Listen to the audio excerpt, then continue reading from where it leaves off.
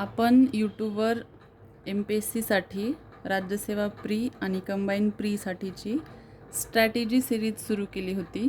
त्यामध्ये राज्यसेवेच्या पूर्वपरीक्षेसाठीच्या subject wise आणि topic wise strategy आपण पाहिली. त्यानंतर बुकलिस्ट, स्टँडर्ड बुकलिस्ट आपण पाहिली होती. त्यानंतर कंबाईनच्या पूर्वपरीक्षेसाठी सब्जेक्ट वाईज कोणते टॉपिक इम्पॉर्टंट आहेत, कशा शॉर्ट नोट्स काढल्या पाहिजेत, रिव्हिजन किती इम्पॉर्टंट आहे, याच्यावर आपण स्ट्रॅटेजी सिरीज घेतली होती. त्यानंतर आपण सुरू केलेली आहे रिव्हिजन सिरीज. आपण प्राकृतिक महाराष्ट्रावर रिव्हिजन सिरीज सुरू केलेली आहे. पहिल्या व्हिडिओमध्ये आपण नदी आणि खाडी हा टॉपिक पाहिला होता. या व्हिडिओमध्ये आपण महाराष्ट्रातील घाट पाहणार आहोत. तर प्राकृतिक महाराष्ट्राची रिव्हिजन करताना सर्वात आधी हा पॉईंट लक्षात ठेवायचा, महाराष्ट्राचा हा नकाशा असा काढण्याचं कारण आहे, याच्यावर प्रश्न येऊन गेलेला आहे. महाराष्ट्राचा सर्वसाधारण आकार कसा आहे? तर आकार आहे त्रिकोणाकृती. हा झाला पहिला प्रश्न. दुसरा प्रश्न आहे आयोगाने विचारलेला, पाया काय आहे महाराष्ट्राचा? तर महाराष्ट्राचा पाया आहे कोकण. तर हे आहे कोकण. महाराष्ट्राच्या त्रिकोणाकृती आकारामध्ये टोक कोणता आहे हा पण प्रश्न येऊन गेला आहे. तर हे टोक गोंदिया आणि गडचिरोलीचं हे टोक आहे. महाराष्ट्रातील सर्वात किंवा कोकणातील सर्वात उत्तरेकडील जिल्हा, ही आहे उत्तर बाजू, ही आहे दक्षिण बाजू. तर सर्वात उत्तरेकडे आहे पालघर, सर्वात दक्षिणेकडे इथे आहे सिंधुदुर्ग. महाराष्ट्राच्या कोकणापासून पूर्वेकडे म्हणजे महाराष्ट्राच्या पश्चिमेकडे आहे कोण? सह्याद्री पर्वत. सह्याद्री पर्वत, हा सह्याद्री पर्वत महाराष्ट्राच्या पश्चिमेकडे आहे पण कोकणाच्या पूर्वेकडे आहे. हा पॉईंट व्यवस्थित लक्षात ठेवायचा. महाराष्ट्राच्या पश्चिमेकडे सह्याद्री पर्वत आहे पण कोकणाच्या पूर्वेकडे आहे. ही झाली पूर्व दिशा. तर कोकणाच्या पूर्वेकडे आहे सह्याद्री पर्वत. इथून उगम पावणाऱ्या आणि पश्चिमेकडे जाणाऱ्या नद्या म्हणजे कोकणातील नद्या यांनी खाड्यांची निर्मिती केलेली आहे समुद्राला मिळताना. कोणत्या समुद्राला? अरबी समुद्राला.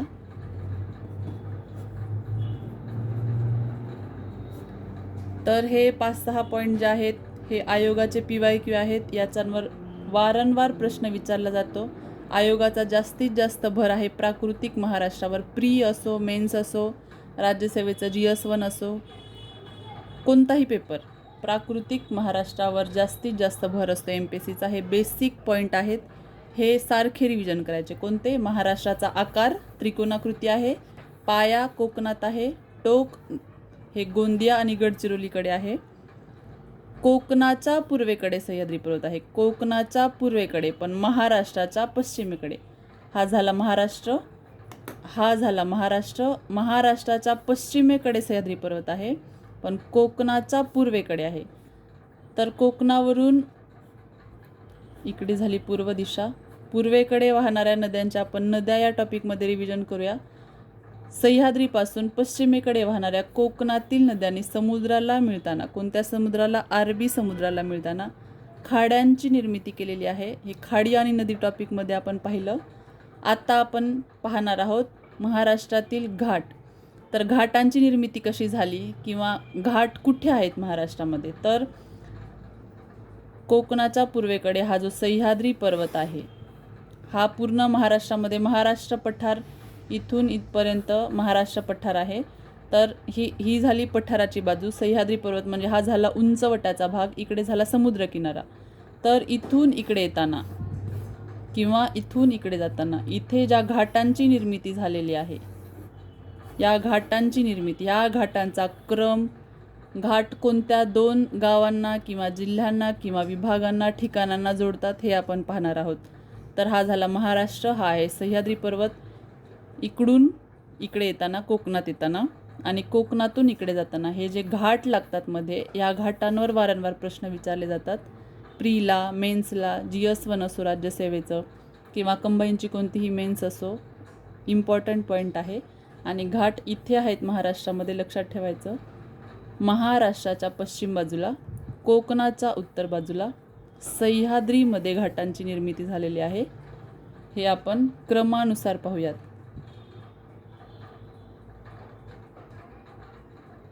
प्राकृतिक महाराष्ट्राचा अभ्यास करताना घाट हा टॉपिक अत्यंत इम्पॉर्टंट आहे.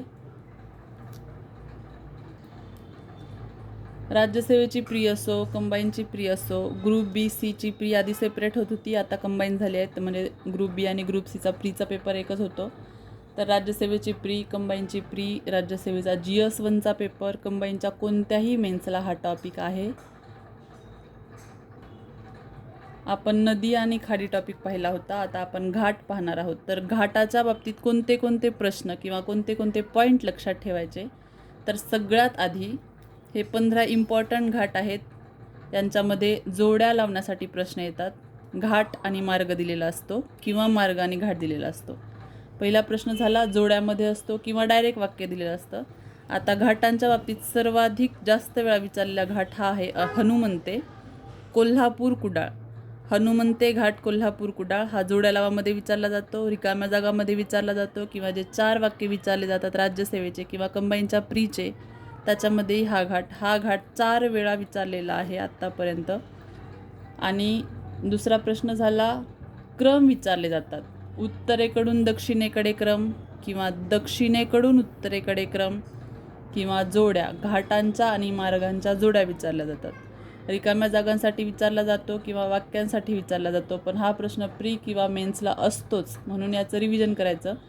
घाट वाचताना किंवा अभ्यास करताना आपल्या सहज लक्षात राहतात. आता खंबाटकी म्हटलं की पुणे सातारा लक्षात राहतं, फोंडा म्हटलं की सावंतवाडी कोल्हापूर, आंबोली म्हटलं की सावंतवाडी बेळगाव. पण ऑप्शनमध्ये जेव्हा 2-2 वेळा आपल्याला सावंतवाडी दिसतं तेव्हा आपल्याला एका तासामध्ये 100 प्रश्न सोडवायचे असतात प्रीला आणि मेन्सला सुद्धा कंबाईनच्या.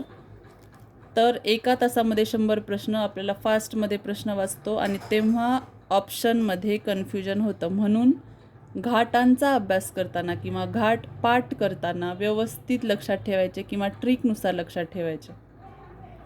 तर आपण पाहूयात क्रमानुसार घाट. सर्वात वर आहे हाळिंग घाट आहे नाशिक धुळे, त्यानंतर ऑट्रम धुळे औरंगाबाद, थळ कसारा नाशिक मुंबई.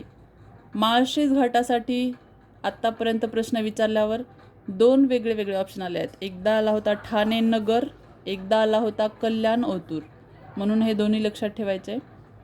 त्यानंतर आहे बोरघाट मुंबई पुणे, दिवे घाट पुणे बारामती, वरंधा घाट महाड पुणे, पार घाट महाड महाबळेश्वर, खंबाटकी पुणे सातारा, पसरणी वाई पाचगणी, कुंभारली कराड चिपळूण, आंबा कोल्हापूर रत्नागिरी, हनुमंते कोल्हापूर कुडाळ, फोंडा घाट सावंतवाडी कोल्हापूर येतं किंवा पणजी कोल्हापूर येतं, आणि आंबोली घाट सावंतवाडी बेळगाव.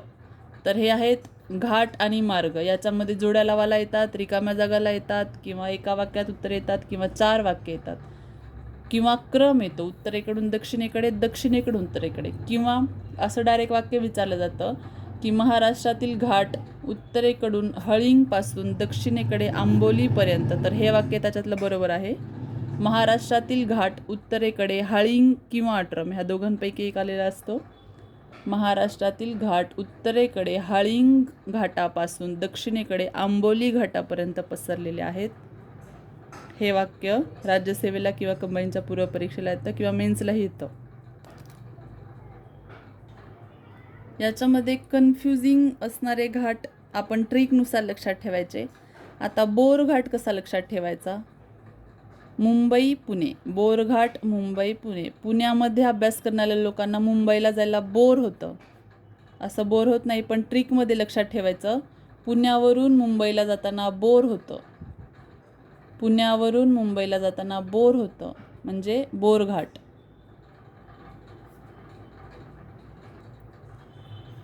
त्यानंतर खंबाटकी घाट कसा लक्षात ठेवायचा? खंबाटकी काय आहे? पुणे सातारा. पुण्यावरून सातारला जाताना लोक खंबा घेऊन जातात, असं लक्षात ठेवायचं. पुण्यावरून सातारला जाताना लोक खंबा घेऊन जातात. ही झाली खंबाटकीची ट्रिक. बोरघाट लक्षात राहिलं. पुण्यावरून मुंबईला जाताना बोर होतं. खंबाटकी, पुण्यावरून सातारला जाताना लोक खंबा घेऊन जातात.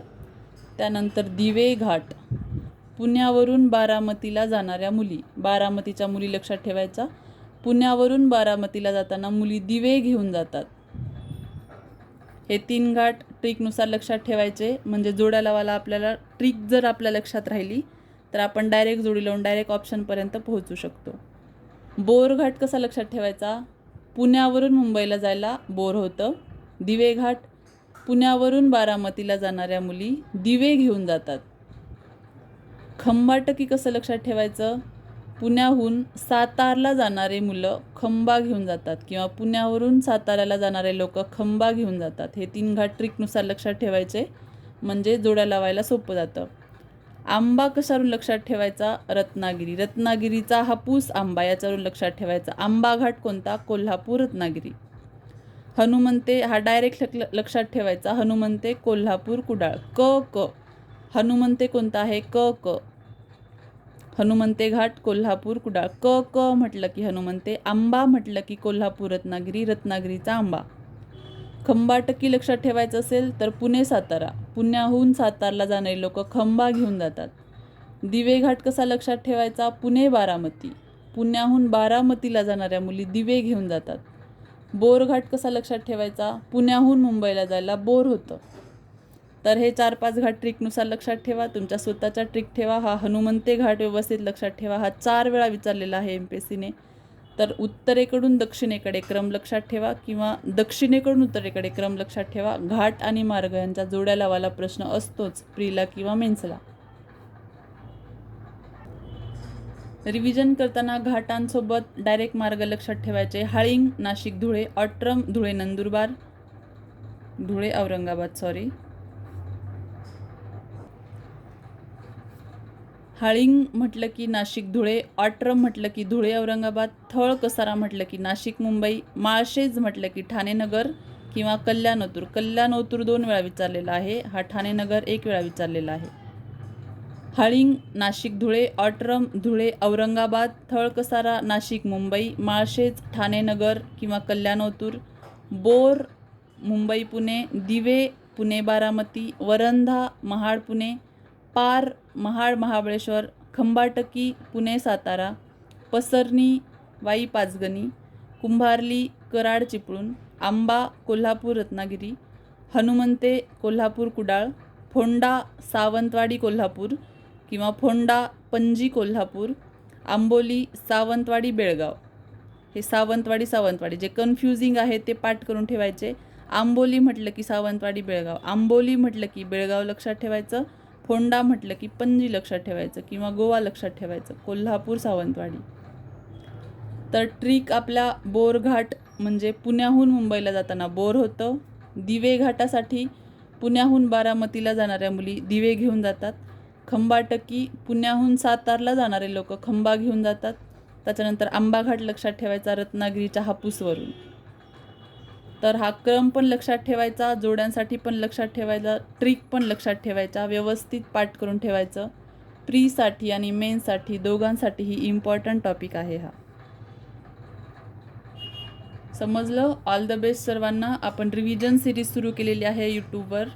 त्यामध्ये आपण भूगोल सुरू केलेला आहे. आपण आता पुढच्या व्हिडिओमध्ये इकॉनॉमिक्सचा एखादा टॉपिक म्हणजे रिव्हिजन करण्याचा जो टॉपिक आहे तो पाहूयात.